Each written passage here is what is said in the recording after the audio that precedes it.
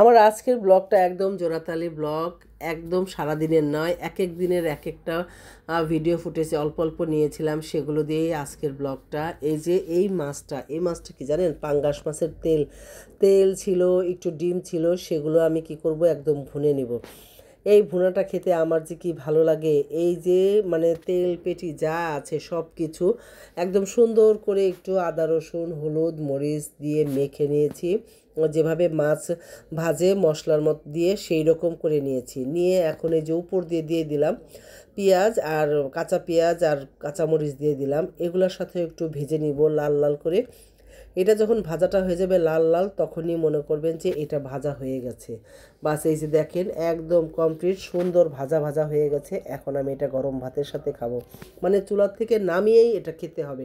এটা কিন্তু রাখা যাবে না, সাথে সাথে খেতে হবে। এই যে ডিম, মাছের ভিতরে যে ডিম থাকে, ডিম, এই যে তেলের পেটি, মানে সব মিলিয়ে তেল পেটি আর কি, যা বলে আর কি, সব ভেজে নিয়েছি একদম সুন্দর করে। দেখেন কত যে লোভনীয় হয়েছিল, এত খেতে মজা হয়েছিল।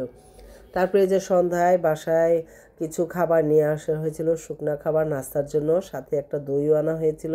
তা আমি একটু দই বের করে দইটা খাবো। দইটা তো আমার খুবই পছন্দ, আনার সাথে সাথে দেখা যায় আমি একটু দই খেয়ে নিই, মানে ফ্রেশ দইটা খেতে সাথে সাথে ভালো লাগে। পরে ফ্রিজে রেখে খেতে তেমন কিন্তু বেশি ভালো লাগে না। আর এটা হলো পরের দিন সকালের নাস্তায় সবজি ভাজি বানাচ্ছিলাম অনেকগুলা, মানে সবজি ছিল, বরবটি ফুলকপি এগুলো ছিল, সেগুলো কী করলাম, একটা আলু দিয়ে কেটে নিয়েছিলাম। আর এই যে এখানে একটু লাউ একটু ফুলকপি সব কিছু মিলে একটা সবজি ভাজি বানাচ্ছিলাম, মানে রুটির সাথে খাওয়ার জন্য। এভাবে কিন্তু সবজি মানে বানালে কিন্তু ভালো লাগে। এখন যেহেতু নতুন নতুন সব সবজি পাওয়া যাচ্ছে, এগুলো একদম একটা ভাপে সিদ্ধ হয়ে যায় আর হয়ে যায়। যে আমি আর রুটি বানিয়ে নিয়েছি, পাতলা পাতলা করে সাদা রুটি, সাথে একটা ডিম পোচ করে নিলাম।